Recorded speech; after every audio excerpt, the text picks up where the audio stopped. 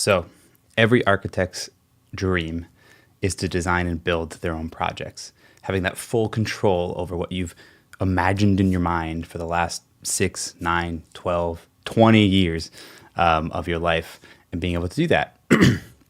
Today, what I'm going to do is just talk about the first step to getting to that process. I've spent the last 20 years of my life, as it stands right now, 10 of them at various architectural firms doing nothing but architecture, and the other 10 at a very large construction management company.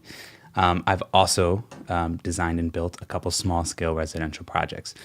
So today, I'm going to sort of pull back the curtain and just talk about the first baby step that you, as an architect, a designer, doing small-scale residential can take to becoming an architect builder, a design builder, or a contractor, so to speak. So without further ado, let's jump into episode 124 of BIM After Dark Live.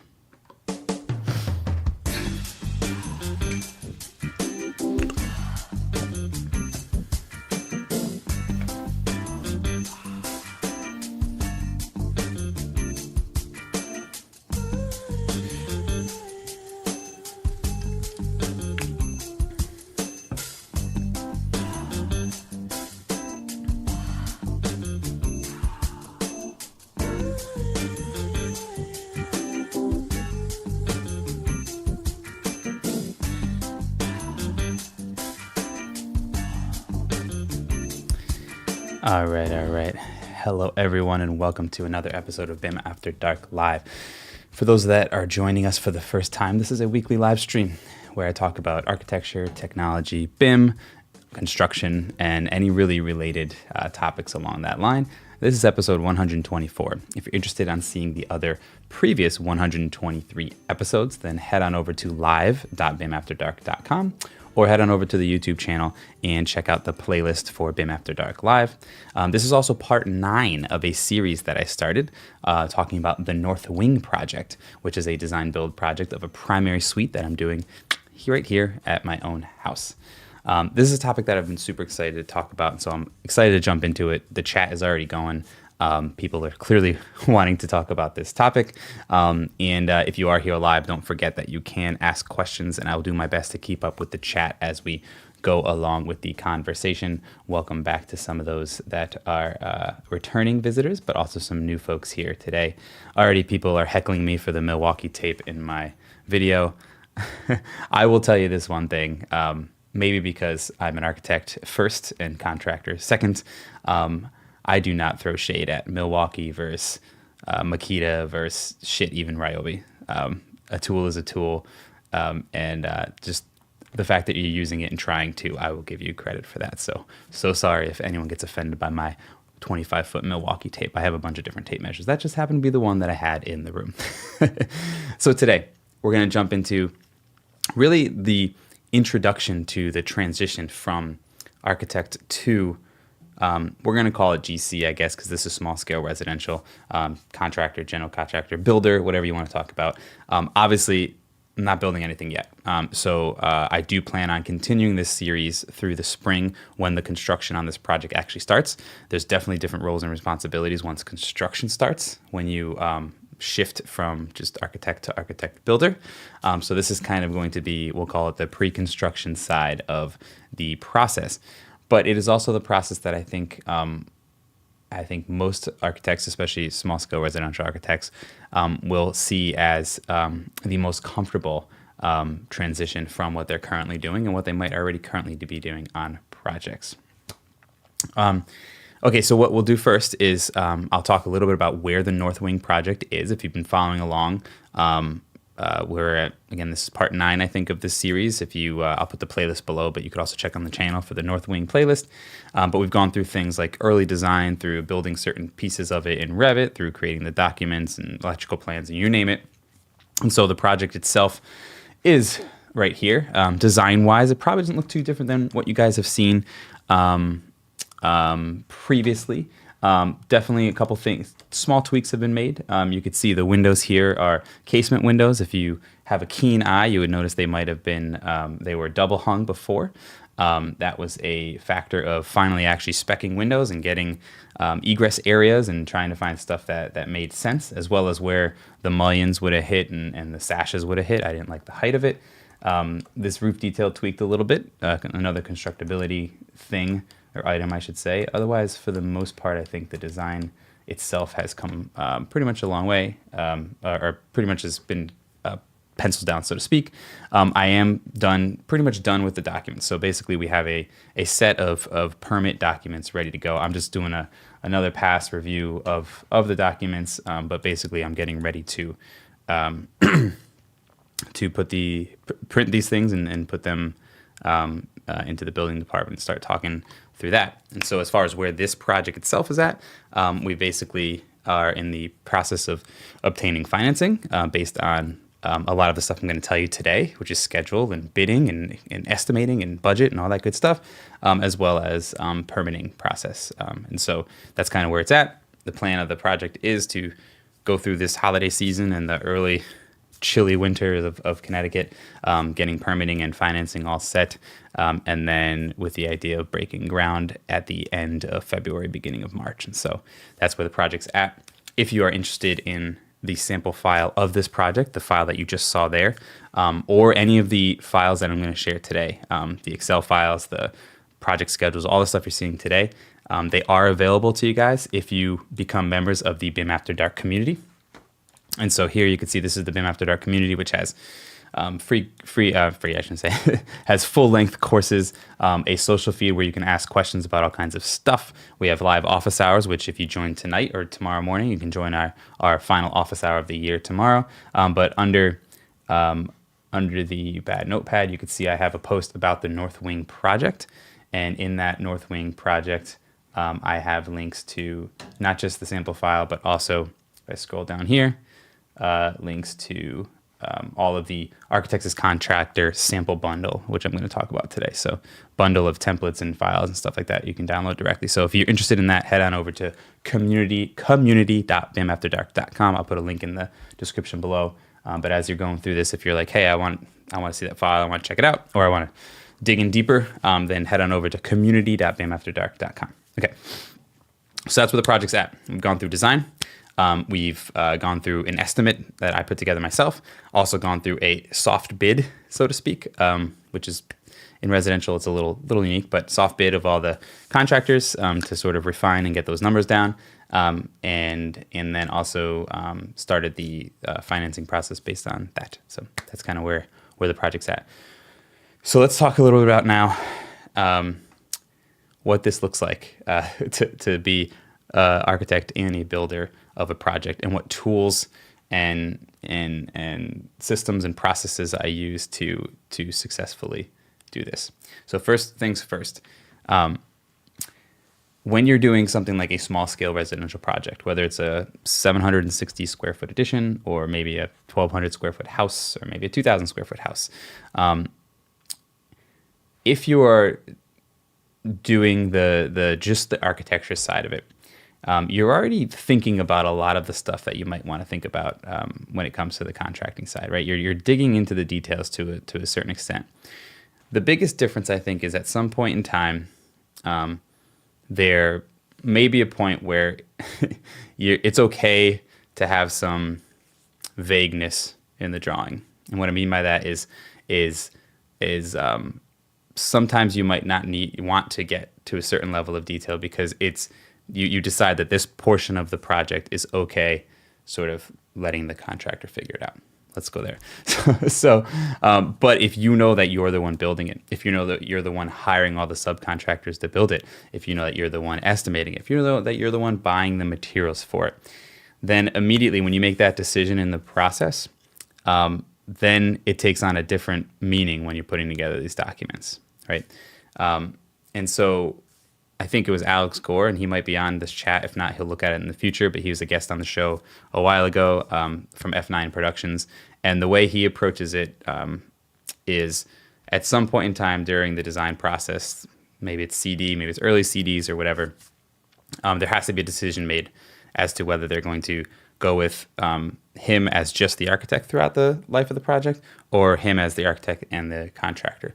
Because from that moment forward, you start to take on a different approach. Maybe you do more modeling of structure. Maybe you do more detailing of certain aspects of it in order to do things like quantity takeoff or understand the scope of work or material ordering. Okay, so first step is, I think in the process, there is a difference, in my opinion, to how you would produce a model or a set of documents based on whether you're going to be the one building it or not.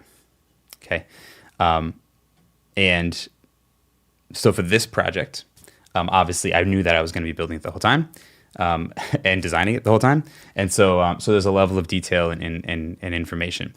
You guys have seen the structure, for example. Let's jump into the structure real quick. You guys, if you saw the structural episode, you can always go back and look at it. But, you know, if I go to building framing, I usually do this even as the architect only, to this extent, because it's super helpful for me to understand all kinds of stuff with detailing and sections and so on and so forth. Where I might take it to the next level, now that I'm getting to the point where I'm going to be starting to look at material ordering and figuring out whatever lengths of studs and etc. You know, this may be a point where I actually might start modeling studs, right? Because it will add an advantage to me and give me a benefit and a better understanding of the project by taking it to that level of detail. If I'm only the architect, there's probably zero benefit to me modeling studs. Let's be real, right? There's zero benefit to it. But as the GC, as the contractor, as the person ordering material, maybe even the person using the framing nailer and cutting it and actually putting it together, there might be some massive benefits to modeling it. Yogi, I'm sorry that you got interrupted by ads. I'm trying to figure out YouTube's live ad setup now, and I apologize. The intent is not to have ads during the live stream. It's the ads after the live stream. And so I apologize if you guys are getting ads. I must have checked the wrong box. So sorry. Okay. So the one thing I probably will end up doing is I probably will end up modeling studs. Why is that? Because then it gives me a better understanding of the quantity of studs, maybe the length of studs, the lengths that I need, some of the waste, maybe some of the details where we've got walls perpendicular and how we're dealing with that. I know we've got a lot of bearing walls and headers, so there may be like 4 or 5 studs stacked together. What does that mean? I also may be the one framing this, so that's a whole nother discussion for a different day. But right now, that's kind of an idea when it comes to building. But just on the grand scheme of it, what are the additional services that you're providing at this stage of the game as a builder as well as the architect, right? The architect's typical services, right? You're going through this process, programming, designing, DD, SD, DD, CD. Maybe you're helping with some material choices, windows, specific products, whatever, right?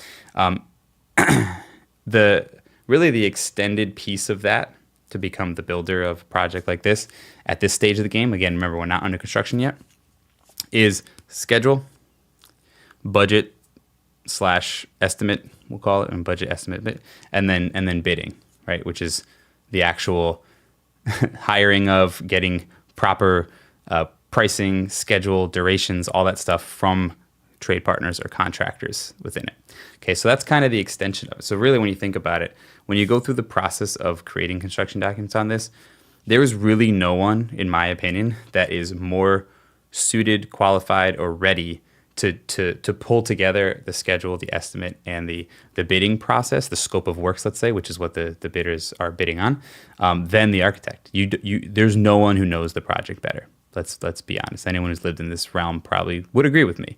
And so it becomes a natural transition in the sense that there's no one who knows the project better than you. And when you know that, hopefully that gives you a little bit of confidence to be able to go into this next stage, which is things like setting up a schedule, setting up an estimate, setting up, getting pricing and bidding and dealing with that. And so that's what we're going to talk about right now is, what does that look like? What tools do I use to do things like get a rough schedule, maybe a little more detailed schedule after that, getting a rough estimate, getting more detailed budget from that, and so on and so forth. So let's jump into this real quick, and I'll talk first about the schedule.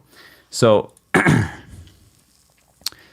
schedule is obviously very important, right? We as designers, we and architects, we're very focused on the design schedule, right? To that point where here's the bid date, or here's the construction document date, here's the permit date, whatever it is. We're that's where we live, right? It can be a little daunting to think about the actual scheduling piece of the construction. The good news is, depending on the work you're doing, and so again, I want to frame this around tonight's discussion is small scale residential, like we're going to talk specifically about this 760 square foot addition. Okay, so stick built, wood framed. Obviously, depending on the projects, and when you get to large multi-million dollar, hundreds billions dollar projects, that's a whole other ball game. I'm talking about small scale residential, single family residential. Okay, so with all that being said, the cool thing about it is that the activities and the logic and the flow of trades and whatnot, it really doesn't change that much from project to project. The durations might. There's going to be issues. There's going to be crap that comes up, right? But the truth is, like, every project like this is pretty much built in the same steps, right?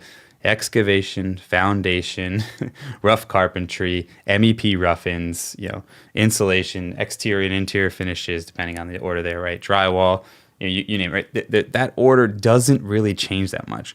And so what's cool about it is that it makes it a little easier to build the schedule, because you could essentially keep the same list of activities, and really just modify it for that specific project. Maybe there's a unique excavation thing. Maybe maybe there's, I don't know, some sort of weird interior exterior finishes that you had, whatever. But either way, you can kind of start with this guide. And so what I'm showing you here, I'm actually using a tool called Project Libre. And so that's Project Libre.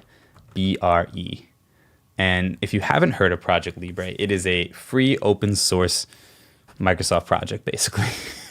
So, project costs a lot of money. P6 costs a lot of money. The amount of time that I do this, it wasn't really worth it. But it does also bring in those templates. But either way, I'm using a program called Project Libre. And it's really just that. It's a project scheduling Gantt chart type of tool, but you can attach logic and have predecessors and all this good stuff to it. And so I am not a scheduler. I deal with schedules, obviously, in my day job as a construction manager. I do not typically create them from scratch. But this, for me, was pretty easy to understand and connect the dots to, especially when you have a starting point. And so I'll give credit to a friend of mine, Eric Murray, who gave me a sort of template to start with 3 or 4 years ago when I did my first sort of design build piece, and that gave me kind of the activities, and then from there I've sort of built it out as I need. But the cool thing is I basically take this from project to project, and I can just wipe out the start finish, set them all to 0, or set them all to the same day or whatever it is, and then just go in and fill it back in. Because if you look closely, and hopefully you guys can see this, I'll try to zoom in. I don't know if I can zoom in on this side of it. Hold on. Yeah, it's not. Oh, wait. There we go. Nope. Okay. Well, if you can't see it, I'm going to read them out a little bit to you. And this is available. This exact schedule is available on the community. So if you're interested, you can come over, be a member, and check it out. But basically what it says here is site work and demolition, and then it's got relocate condensers. Again, that's a specific thing I added for this project, right? I have to relocate some condensers for the split unit and the air handler. Dumpster delivery, demolition of site walls, walkway, siding, and roof. So again, those are activities that are specific to this job, but it's very easy to add those in there. And then you can see I have foundations, so layout footings, dig footings, footing inspection, pour footings, blah, blah. So it's step by step, of this, and then I'm putting in days. And then I'm also modifying. You don't, depending on what level of detail you want to get to, but things that are important to me are the inspections within it, right? So the start dates and the end dates of the critical of the actual tasks, because those are going to be kind of bid packages. If you think about it, those are actually contractors. But then inspections are obviously important. So, here in my town where I'm going to be doing this, they like a footing inspection. They want to see an under slab inspection.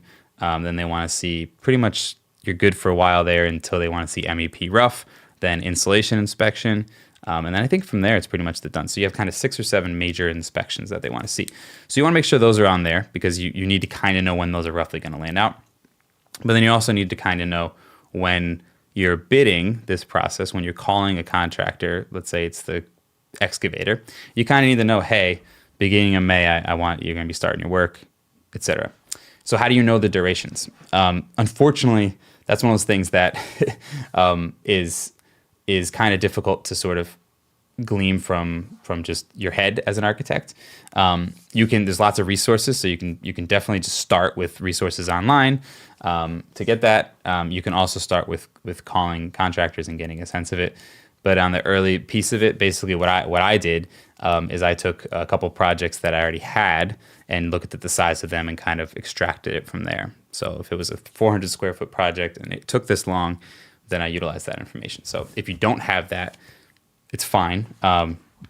You can kind of get a sense of it just by looking at it, but honestly, you can go online and check certain resources. And honestly, ChatGPT has been pretty solid. I haven't used it for the information, but I use it to check against it because I'm curious to see how accurate it is. And it's actually been pretty solid as a resource. Just as something there. But anyways, so once you have this laid out, then it becomes pretty easy as I'm going through this. You could see this is already set up to have, this task follows that task, this task follows that task, which are called predecessors. So it builds the Gantt chart pretty easily, even the overlapping tasks that could be potentially overlapping, right? And by just filling in the days based on what it is there, you can essentially get yourself a rough idea of a schedule. And then obviously you need to go back and refine it. The cool thing about it is it moves, it lives with it. You can adjust it as it goes along. But that's the tool I use for the start. I'm going to check this real quick. Does it come with any templates? Marty's asking about Project Libre versus Smartsheet. I have not, excuse me, I have not used Smartsheets, but honestly, I like Project Libre because first of all, it's free, it's open source, super easy to use. But I'm sure that there's plenty of other scheduling tools out there that you guys can work with. The key is what do you want? You want a start, a finish for an activity, and you want to be able to tie activities to another, right? You want to be able to put some minimal logic into it. As long as you can do that in Smartsheets or whatever tool you want, that's cool. The idea is you just want to be able to overlap, right, the start and finish, and then get a sense of I can't start this until I finish that. I can't start this until I finish that, and then this way you're pulling the logic together and you're getting sense of it. So just so I can show you guys what I have here, and again, you can always download this and look at it if you join the community.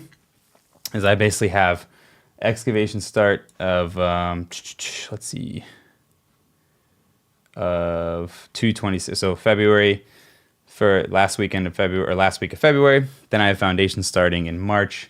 Early March, and then as we go through the whole thing, we're essentially finishing up around June-ish, July. I haven't refined this yet since talking to the contractors, and that's also leaving a decent amount of room for a couple things, which is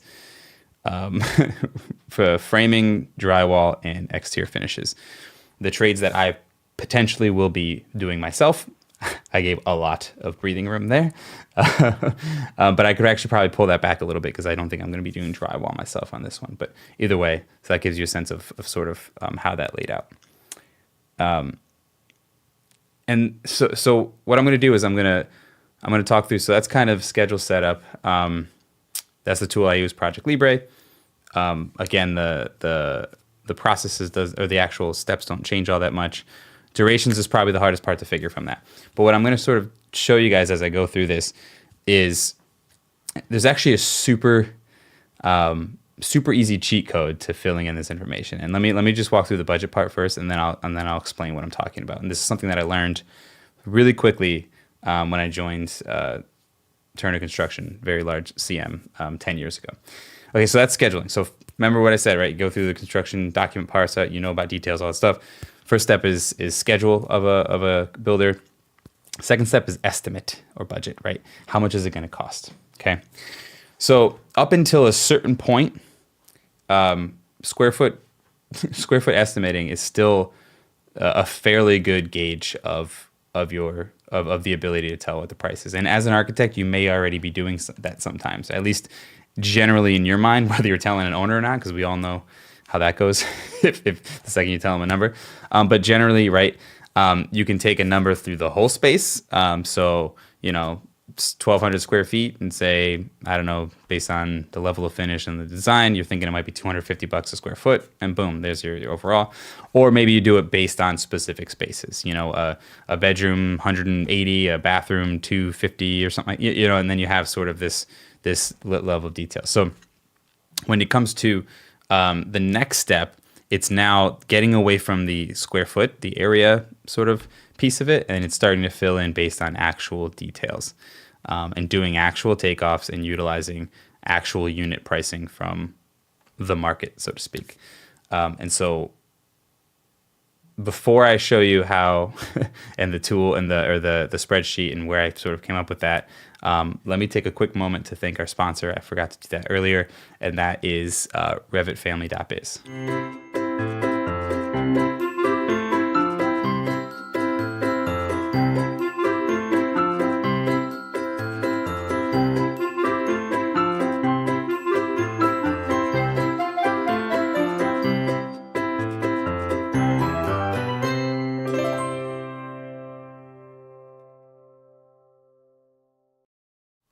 Okay, so Revit Family Biz.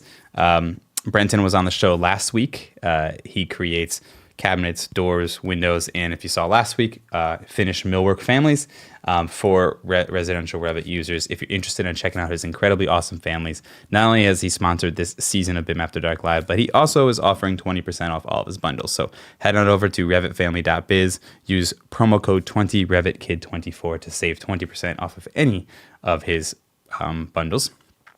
And or family packages, I guess. And then this way he will know that you are a fan of the show, and I appreciate that. So not to mention his families are awesome. I use them throughout the entire project here. Okay, so costing, budgeting, estimating. The truth is it's very challenging to do accurately. And so, but that doesn't mean that you can't. So first I will show you that this is the, okay. So this is the spreadsheet that I've been using to do, this is on 3 projects now, as a guide to sort of estimating a project, okay? It's pretty straightforward in the sense that it just has labor, materials, and total, right? And then some comments, okay? I'm not baking in the units and stuff. I'm doing that separately from this. But it becomes a really, really nice and easy way to keep track of those things, but also similar to the schedule, as you can see, and I'll slow down here. Site prep, right? It's got demolition, deck, relocation, tree removal, job site or dumpster removal, blah, blah, blah. So even though, and you can see there's a lot of zeros, there's a lot of unfilled out stuff, right? Utilities here. So similar to the schedule, this stuff also doesn't change very much from job to job, right? There's going to be your custom details, but you're starting with this. You have the framework to build from, and now all you're doing is filling in the information. Okay, the cheat code to pretty much all of this stuff that I'm talking about, especially when it comes to understanding real pricing and real schedule numbers, is actually this guy right here. Okay, your phone. So as architects, we are very much used to reference materials and being able to get information from resources online, in books, etc., right? I will tell you first and foremost, RS means is not right. It maybe the square foot cost will get you somewhere, but I've never used RS means and got anywhere near the actual numbers that the real world market has. So the first thing I learned 10 years ago when I started at very large CM is the art form of understanding what a project costs or how long a project is going to take, other than having 40 years of experience, is calling people and asking. right? The, your drywall contractors will be more than happy to talk about, hey, yeah, that's 400 square feet. You got a couple RC channels. You got this and that. That might be about 3.5 days for this many guys. Maybe we're talking, whatever. It's not a very difficult piece of information to gain, but it does take time and effort, right? So this project, right, basically, if I jump over to here and I jump over to my bid list now, I'm going a little back and forth. This project essentially has 13 bid packages right now. Actually 12 now because I'm not going to do any septic stuff. But so basically 12. That's 12 different contractors doing 12 different things. Okay. This is where when you're asking why is it that general contractors have a 15 to 20% markup as their fee and their whatever, it's because of the work and effort it takes to actually get this information out of contractors, subcontractors, let's say. Okay, so what this means for you is that I think anyone out there, if you're an architect, which probably a lot of you are that are here, I have no doubts in my mind that you have the ability to fill out a estimate spreadsheet because you know the project better than anyone. You're using Revit so you can get quantities at the click of a button from pretty much any piece of the project. And you also know how the sequence of how a building goes together. So being able to fill out a thing like a schedule or an estimate form is actually the easy part. The hard part is spending the time and effort to reach out to, connect with, cold call, cold email trades. And that's how you get your information, right? The best GCs in the world, part of the reason why their jobs might be easier is because they already have this entire network of trades that at the drop of a hat, not only do their jobs, but they'll also give them quantities or unit pricing, overall estimates, durations, etc. Right? So the whole reason I kind of went down that rabbit hole, I kind of combined two things right there, is when it comes to the pricing. So what I did initially on this project to give myself an idea, remember this one's a little unique. I'm the client as well as the architect and the builder. So, obviously it's a little different when you're not the client. But what I did here is I took a project, which is the office that I'm sitting in right now, and I used that information as a guideline, okay?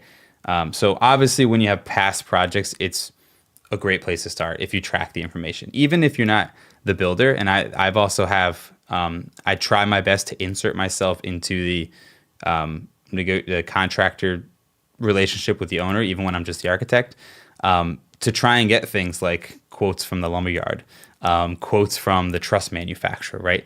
Because all of that is just knowledge and information for you. Even if you're not the builder, if you're the architect, it's knowledge and information. So what I did for this particular project is I took my estimate, which I did actualize. So on this edition here, which is a smaller edition, it's 400 square feet with a large deck though. So kind of balance it out a little bit. 400 square feet. And then I took that and sort of extracted it to say, okay, well, this is 760. This has a bathroom. And I tried to sort of take the units and go from it. A couple factors in play there is it was 3 years ago. It was towards the end of the pandemic. So there were some material cost versus labor cost differences. But that's kind of where I started from.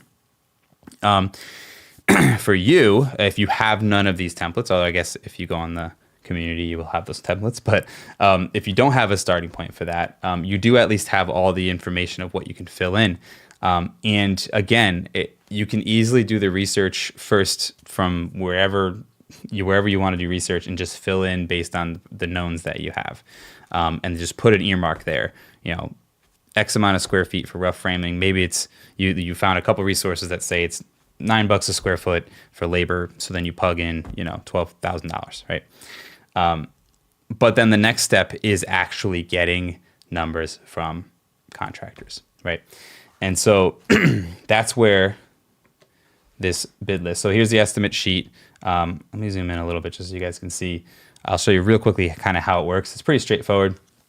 But basically the way I do it is I have the estimate, actual cost, and the variance.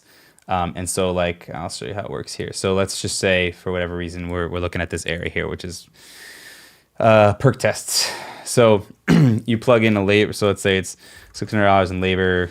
I don't know why it would be materials, but let's just do $200 in materials.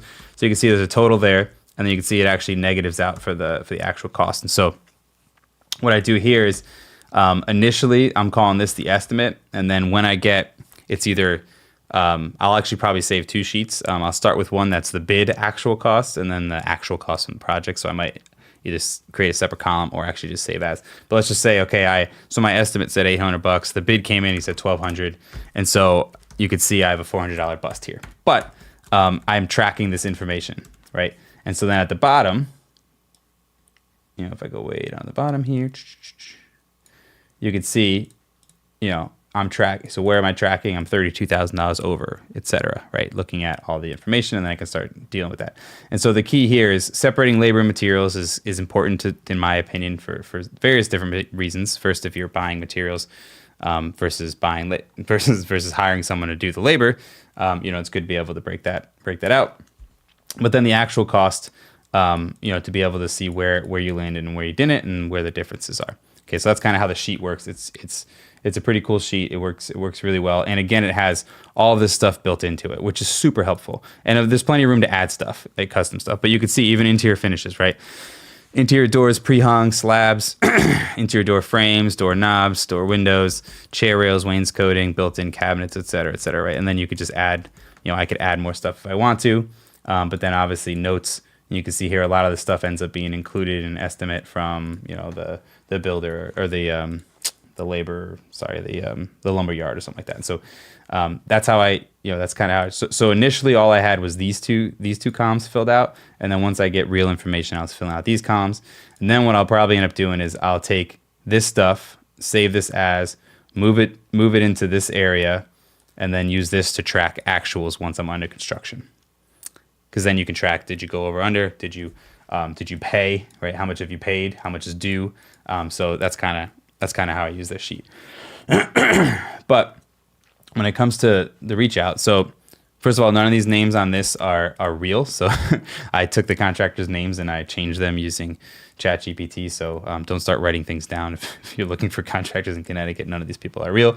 But what you can see here is I broke down the project based on how I think the contractors are going to be segregated, right? So the contractors would be separated for insulation, windows, drywall, et cetera, right?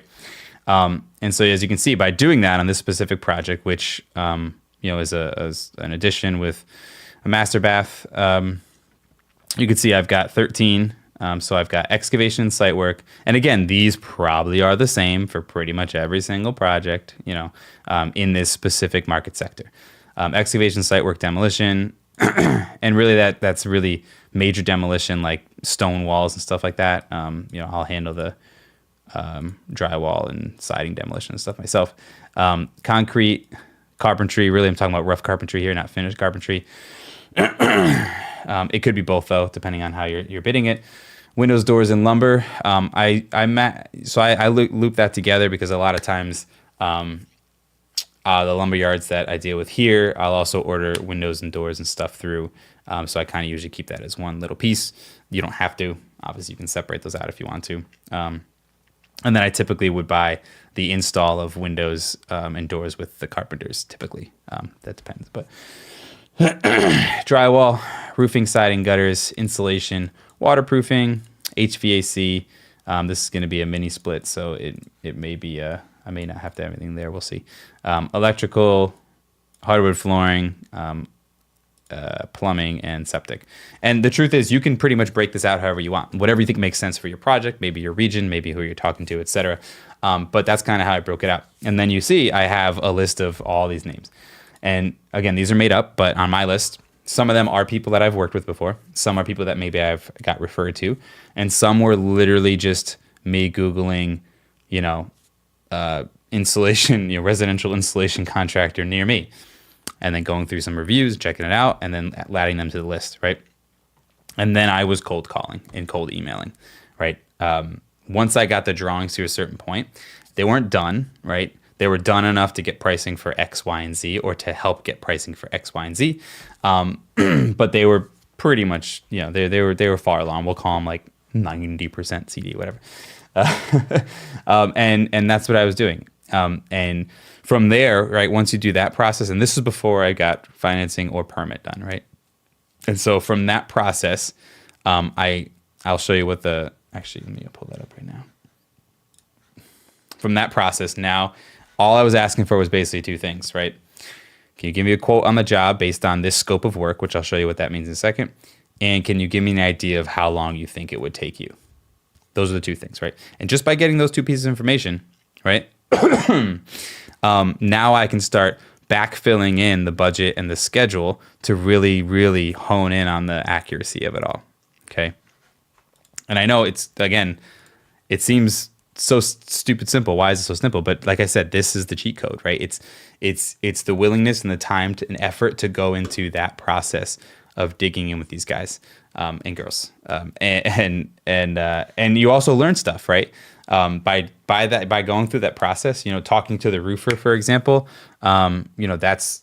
He spent 2 days looking at the drawings, and we had a conversation, and he had some fantastic suggestions that would help make flashing more constructible or whatever it is, right? And so that's kind of the process. Okay, so what I'm going to do is let me open this up. So one thing I am doing, which just isn't ready yet to share, and believe me, as you guys know, once I am ready to share this, I will 100% share this whole thing that I'm doing, is I'm trying to actually take all of this out of all these individual Excel sheets and trying to build it into a template in Notion, because Notion is a database-based program and makes it way, way, way easier to be able to tie this in together. So I'm going to go through this real fast without trying to show anything. So this is that same sheet just in Notion. But what I really wanted to show you is if I pull this open, let me expand it here, and I'll zoom into this a little bit. This is actually my email template for the scope of works. And so this is basically I essentially started with, can I make this bigger? I think I can make it bigger. That's a bummer. I don't know why. I thought I could zoom in. Okay. So what I did is I usually started with an email and then followed up with a call, especially if it wasn't a cold, if it was like somebody that I knew, I might have sent the text or something or called them, right? Because they're like Foundation is a guy that I worked with 3 years ago. Awesome dude. I basically just texted him, called him, and then emailed him the plans. But if it was a cold one, this is kind of what it was. And this I will also put into the package. I don't think I put it there now. I'll put it on the community. But basically it says I'm an architect and contractor, blah, blah, blah. And it essentially says I'm doing this project, et cetera, et cetera, et cetera. But then what I did for each of these bids, right, for each of these bids here is I wrote a scope of work, and then I would insert that into the email template, okay? So the scope of work is basically you listing out what it is that you're essentially asking them to bid on. And so for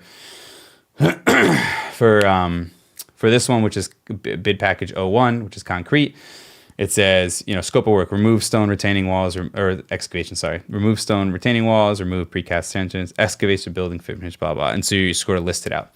So by building that into this template, it made it really easy for me to basically copy that email, paste in the scope of work, put their new email address, and send them this email, right? And now I had this system in place where I was just boom, boom, boom, boom, boom, boom, sent all these guys emails. So, I sent, let's see, 50, 60 something emails, right? And then some people would respond to emails and you have a conversation, and some of them would even give a quote based on email. Some wouldn't respond, and 3 days later I have to call them. So I was tracking calling them. So if you see here, the status would say emailed and called, said they're getting quote by, et cetera. And I was just tracking this information, right? Just going through the process of tracking it. But by doing that, I'm fostering this relationship, but I'm getting accurate information. And so I took that information from them when I did finally get some quotes, and I started filling out the sheet. And so just to show you where it landed, I should probably undo whatever I did here. Hold on. Oh, minus that, whatever that 12, I don't remember where I put that $1,200 bust or that random thing that I put in there. Let's see. Well, either way. What you can see here, if I zoom out a little bit, this is this is pretty much where it landed before. And you could see I was actually at, if I didn't, this is if I don't do any of the work myself, which I was always planning on doing some of the work myself. But if I don't, you could see I was actually almost at a 30, I think it was a 30, it was like $29,000 bust. And so when I look at this, that was out of 156 is what I had, and this is 181, not including, that's just hard costs, so not soft costs. And so if you kind of look at it, and I can, I've already done all the analyzing, so I'll analyze for you. But basically, there's a few areas that were way off. And so one thing I will say is materials. I was actually over. Material was kind of tough, especially when it comes to lumber, because the only numbers I had were about 14 months old was the soonest, and the other one was 3 years ago, which during the pandemic, lumber was just. And so lumber actually ended up being something like $10,000 over or under what I thought it was going to be. Labor is the part that I completely underestimated.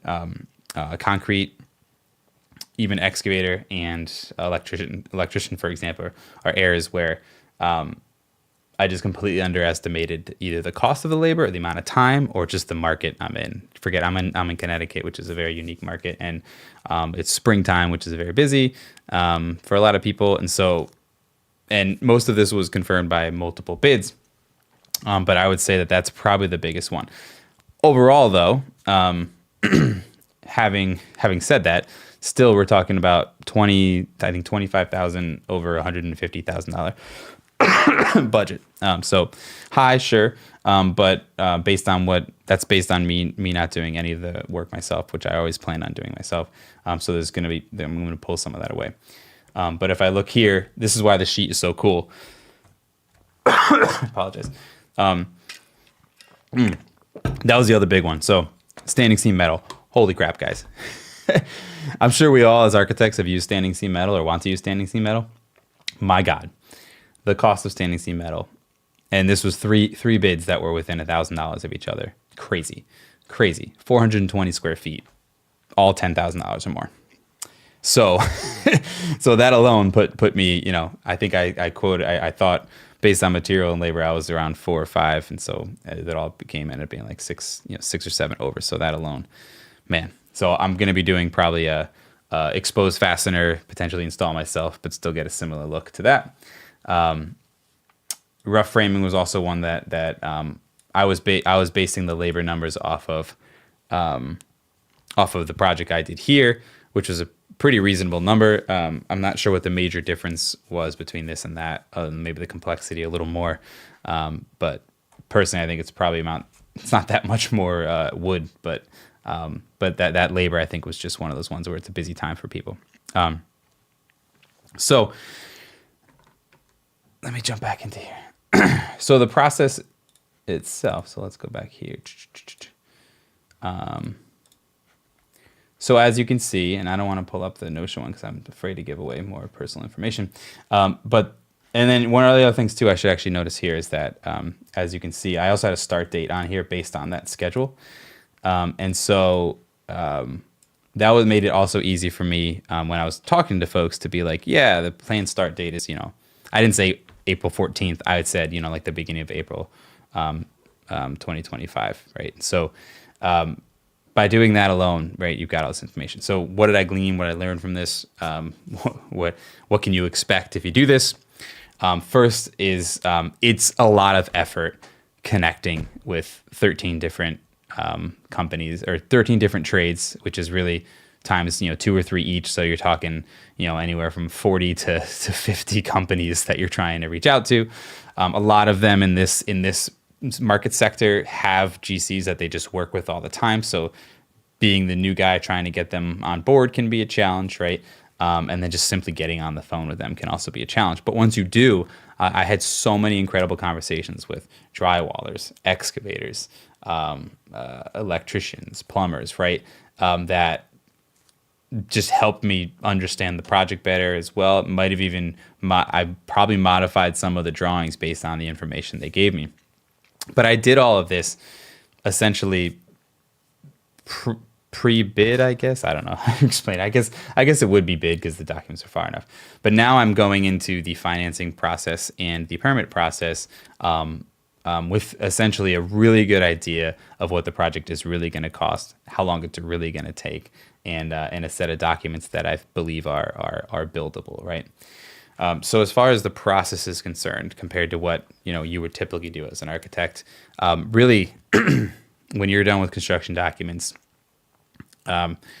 the major three pieces that would expand to the builder is exactly that. It's schedule, it's budget, and then it's actually bidding, which is getting these guys to give you quotes and actually become part of it, sign contracts, etc. So I will expand on this in spring because obviously there's a whole nother piece of this once construction starts. It's getting the contractors there at the right time, available, and doing the job, right? And paying and payment processing and all that stuff. But the key piece that I want you to understand is you are definitely the most qualified to do that part of it, right? As far as just the understanding of the project, the constraints, etc. If you can get comfortable with the secret weapon and the process of making that connection, of connecting those dots, of getting that information, then you're pretty much you're taking your first step towards becoming that design builder that you're talking about. I'm saying this in the process of where I am the owner on this particular project. It's a little different, obviously, as you're working towards, or you're working with a client, not yourself. And so I'm not going to get down the weeds of contract relationships and all of that stuff. I will tell you the other piece of it is, there's obviously insurance. There's all these other things that come into play. But all you guys are architects. You can, everyone out there has the ability to figure out what's needed for this kind of stuff. So what I just wanted to show you today is how simple these tools are to get you to that point. The other thing that I didn't show you originally, which I meant to start with sort of, is another way to sort of put together scope of works. And this is something that I would start with, that I create when I'm just doing architecture, not whether I know I'm going to be the GC or not, is basically a narrative / specifications. And so this, when you fill out something like this, which is very similar to the scope of works, very similar to the bid packages, it makes creating those scope of works and whatnot much, much easier. But this is a document that's also part of that package and that bundle I was telling you about, which is a nice, easy way, especially in an early stage. You can do this at a pretty early stage in the project, to sort of lay out a rough overview of the specifications, finishes, details, etc. within the project. And so again, this is all built into this Excel file. So those are the 3 or 4 files that are part of that. The one piece, like I said, that I do plan on sharing one day with you guys is when I figure out how to sort of build all this into Notion. And the reason why I want to do that is with Notion, because it's a database similar to Revit, you can actually tie all that information to bid package 1, excavation, and you can pull it out and have this tied to that, this tied to that, and you have this ability to build a database from it all. So with all that being said, thank you guys for joining. I'm going to check real quick to see if there's any more questions. Sweet. Okay. No other questions in the chat. Thank you guys for joining so much. If you're interested on checking out all these spreadsheets and digging in a little more in some of these tools, Project Libre, my templates of that, the actual schedule from this project, then head on over to community.bimafterdark.com. I plan on pulling this together in a more detailed continuation in the spring as we go through this all. And so stay tuned for that, including documenting and sharing the process of actually building this thing. So this is the last episode of 2024. There will be some non-live stream stuff on the channel, so definitely subscribe and stay tuned. But with that, I want to bid you all adieu. Have a happy holidays, a happy new year. Thank you all for joining, and we'll talk soon. Cheers.